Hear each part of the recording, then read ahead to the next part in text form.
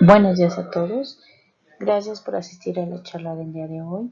Esta charla se presenta en el marco de las Jornadas Nacionales de Física del año 2023. Este grupo se llama Queramos Ciencia y está integrado por los doctores Wendy Noemí Telles Salazar, Miguel Ángel de la Rosa Guzmán, José Ortiz Landeros y una servidora Margarita Ramírez. Nosotros pertenecemos a la Escuela Superior de Ingeniería Química e Industrias Extractivas del Instituto Politécnico Nacional y el objeto de este grupo es dar a conocer al público en general tópicos sobre ciencia y tecnología, particularmente o especialmente en el área de los materiales cerámicos. Es por ello que el día de hoy les vamos a presentar la charla cómo se hace síntesis de los nanomateriales. Y lo primero que tendremos que contestar es ¿qué es la nanociencia y qué es la nanotecnología? La nanotecnología se refiere al uso de métodos y técnicas para manipular materiales y objetos a una escala muy pequeña, típicamente menor que 100 nanómetros. La historia de la nanotecnología comenzó en el año de 1959 con el trabajo del premio Nobel Richard Feynman, quien hablaba sobre las posibilidades de la manipulación directa del átomo.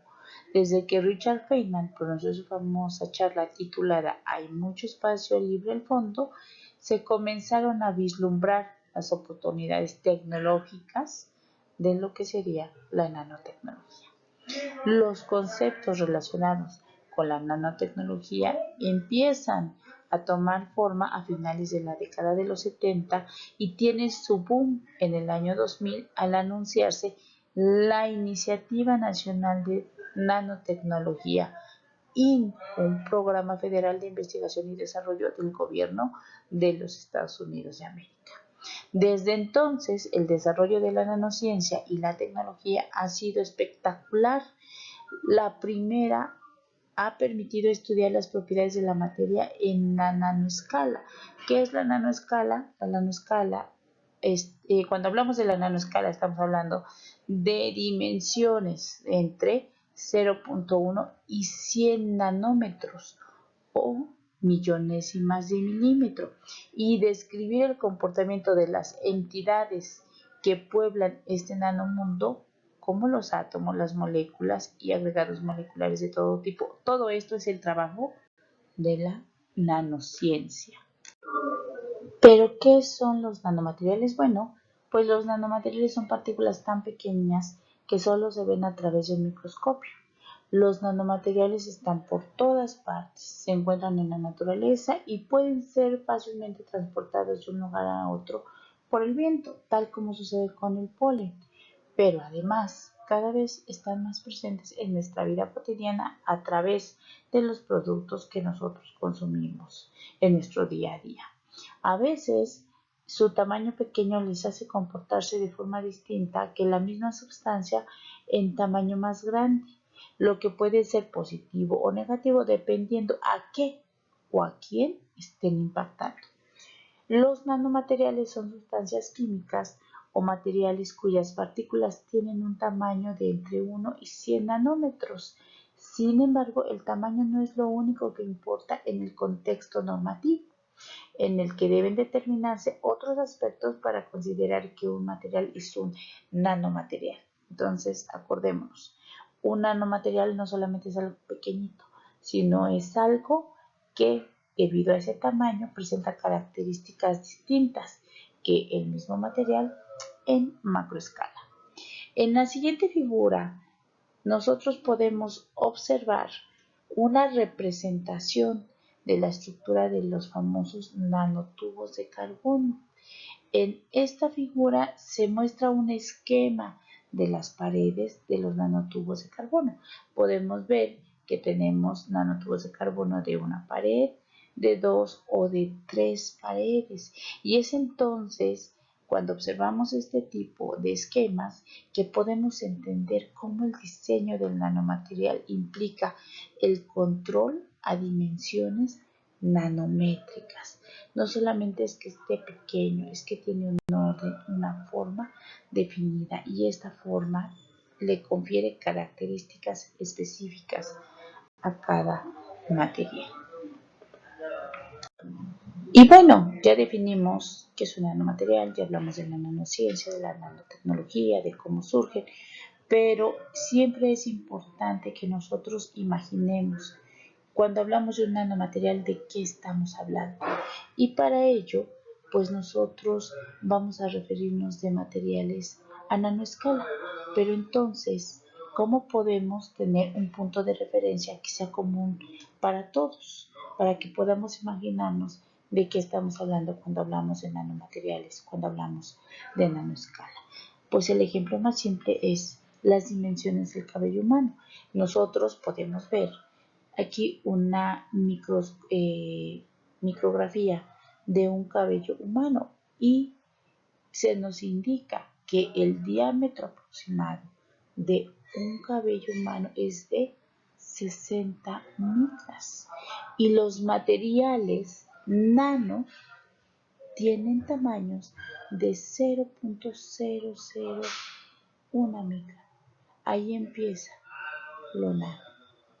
Entonces, este tipo de imágenes que se nos presentan, pues nos ayudan a darnos una idea de qué tipo de dimensiones estamos hablando cuando nosotros hablamos de nanomateriales y nos pueden ayudar a vislumbrar la complejidad de entender, de estudiar y de aplicar los nanomateriales. Debido a su tamaño, los nanomateriales pueden tener propiedades químicas, físicas, eléctricas, mecánicas, más marcadas que la del mismo material sin nanoformas, es decir, sustancias a granel. Estas propiedades pueden hacerlos especialmente idóneos para muchas aplicaciones. El mismo nanomaterial también puede tener diversas nanoformas en función de las diferencias de tamaño, la forma de las partículas constituyentes, las modificaciones de la superficie y los tratamientos de dicha superficie.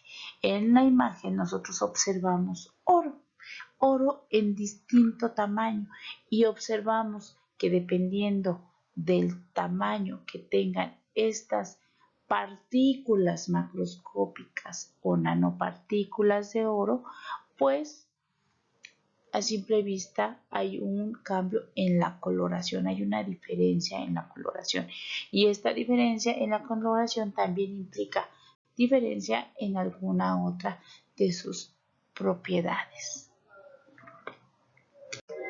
La nanotecnología está experimentando un rápido auge y ya se comercializan en el mercado europeo numerosos productos que contienen nanomateriales. Algunos ejemplos de este desarrollo de materiales que contienen nanopartículas, pues es el desarrollo de revestimientos de superficies, prendas de vestir con características antibacterianas, cosméticos.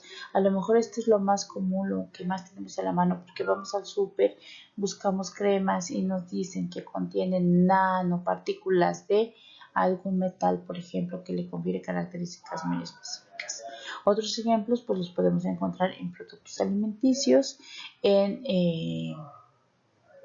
materiales que se utilizan para las baterías en la cocina, ¿no? que hacen estos recipientes, estas ollas que nosotros utilizamos en nuestro día a día, pues más resistentes, más eficientes, más duraderas. Y bueno, ya que estamos hablando de baterías para cocina, pues entonces viene la siguiente pregunta. ¿Y cómo preparamos los nanomateriales? ¿Cómo cocinamos los nanomateriales? Y quienes ya tenemos experiencia trabajando en el laboratorio sabemos que un laboratorio no es tan distinto de una cocina. Actualmente se tiene reporte de una gran variedad de técnicas de síntesis para producir los nanomateriales. Algunas técnicas involucran reacciones en fase gaseosa, en fase líquida o bien en estado sólido.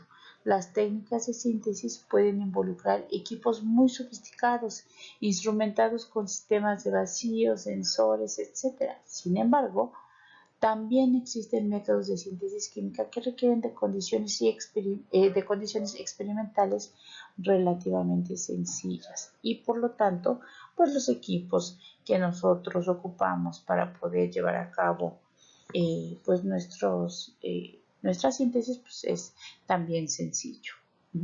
Si nosotros visitáramos un laboratorio de química, podríamos encontrar equipos e instrumentos muy parecidos a los que encontramos en una cocina en casa. Por ejemplo, hornos, parrillas de calentamiento, refrigeradores, mezcladores y muchos otros instrumentos, vasos de precipitados, etc. Si hacemos una analogía, pues podemos decir que en el laboratorio de química se puede cocinar, es decir, sintetizar los nanomateriales. En esta ocasión, pues nosotros vamos a hablar de dos técnicas principales de síntesis de nanomateriales. La primera técnica de síntesis es la síntesis química, en la cual se producen compuestos químicos a partir de compuestos simples o precursores químicos. En este caso nosotros estamos presentando una síntesis de tipo inorgánico porque pues no hay contenido de carbono. Nosotros tenemos un precursor en medio líquido que es el cobre, ajustamos el pH, adicionamos algunos compuestos, controlamos temperatura, agitación y producimos los nanotubos de óxido de cobre o de hidróxido de cobre.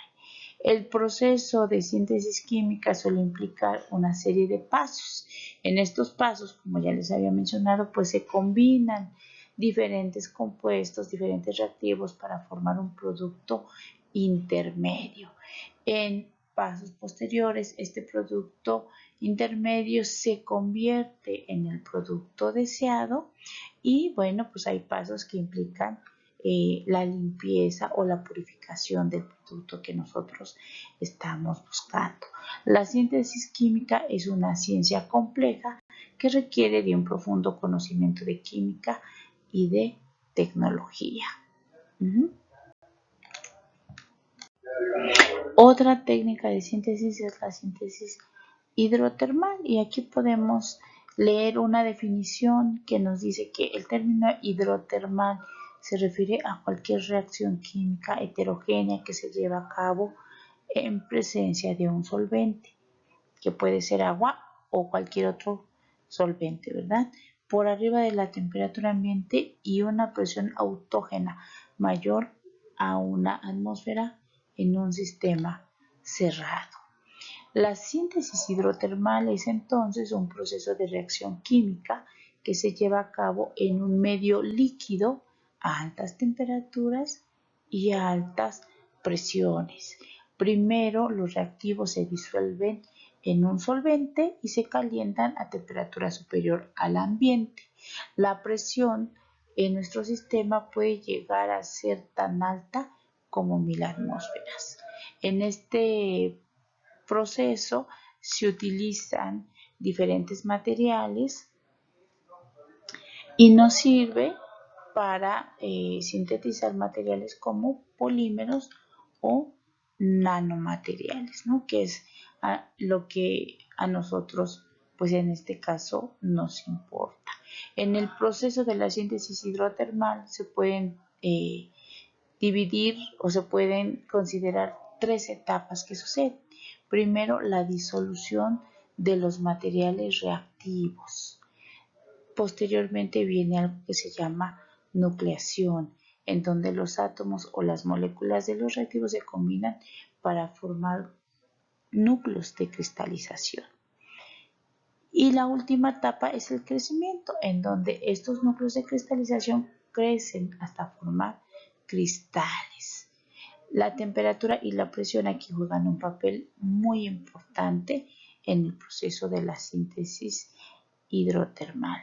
ya que las temperaturas proporcionan la energía necesaria para que las reacciones tengan lugar y las altas presiones permiten mantener los reactivos disueltos y evitar que los cristales que se forman pues se vuelvan a redisolver. La síntesis hidrotermal tiene muchas ventajas sobre otros métodos de síntesis química. Por ejemplo, pues es un proceso relativamente simple, económico, en el que se pueden producir materiales de alta calidad. Es un proceso respetuoso con el medio ambiente, ya que no se generan residuos peligrosos, principalmente cuando los materiales precursores que se utilizan pues son fácilmente solubles en agua, en medio acuoso. Entonces, pues nosotros trabajamos principalmente con dos técnicas de síntesis, que es la síntesis química y la síntesis hidrotermal. Para el caso de la síntesis hidrotermal, nosotros vamos a utilizar un equipo especial.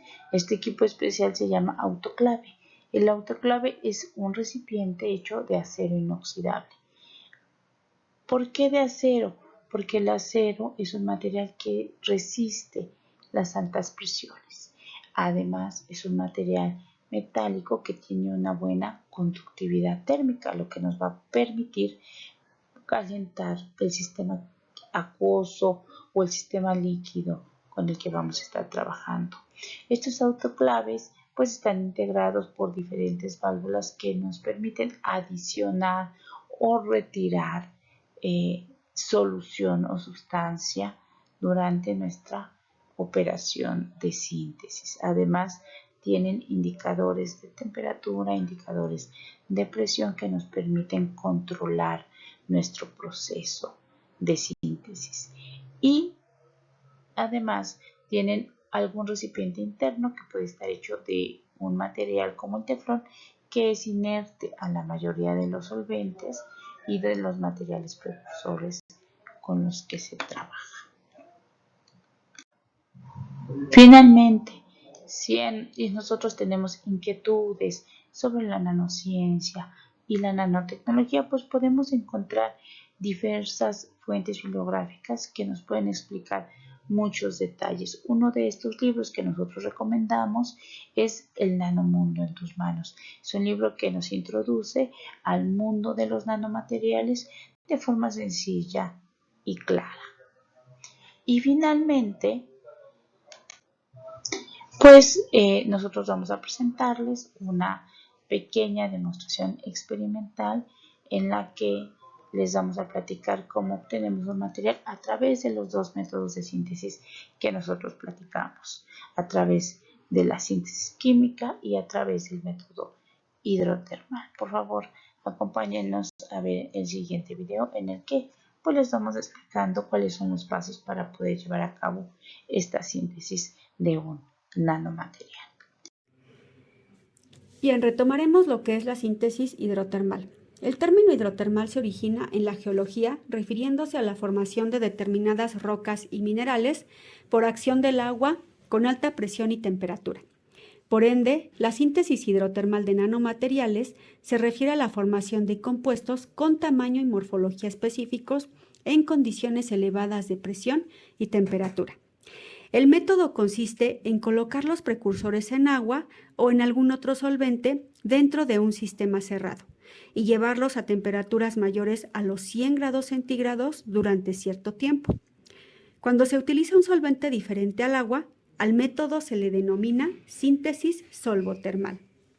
A continuación, se describirá de un modo muy general un procedimiento de síntesis solvotermal para obtener un nanomaterial cerámico base seria. Primero, nos debemos asegurar de contar con el equipo de protección correspondiente para trabajar en el laboratorio, tal como bata, calzado cerrado, pantalón de mezclilla o algodón, guantes y lentes de protección. También nos aseguramos de contar con los materiales y reactivos correspondientes. En este caso, los nitratos, el solvente, agua desionizada, espátula, vidrio de reloj, agitador de vidrio, la autoclave hidrotermal y el material de vidrio adicional que podamos llegar a necesitar para preparar nuestro solvente. Después procedemos a medir la masa de nitrato de cerio y la colocamos en el contenedor de teflón del autoclave. Después medimos la cantidad o la masa del nitrato de samario y también la colocamos en el contenedor de teflón. Estas cantidades están basadas en los cálculos que nosotros hayamos realizado en función de la composición que se requiera en dicho material. Posteriormente agregamos la cantidad medida del solvente de tal manera que el contenedor de teflón quede lleno a un 70% de su capacidad en volumen. Se mezcla con ayuda de un agitador de vidrio durante cierto tiempo. Colocamos la tapa del contenedor de teflón, introducimos dicho contenedor en la autoclave, colocamos la tapa del autoclave de tal manera que quede perfectamente sellada. Sometemos a calentamiento durante el tiempo determinado y a la temperatura definida. Terminando el tiempo de calentamiento, esperamos a que enfríe y lavamos el producto. Posteriormente secamos en la estufa para eliminar la humedad, dejamos enfriar, pesamos el producto obtenido y lo colocamos en un contenedor debidamente identificado. Finalmente, el producto está listo para su caracterización.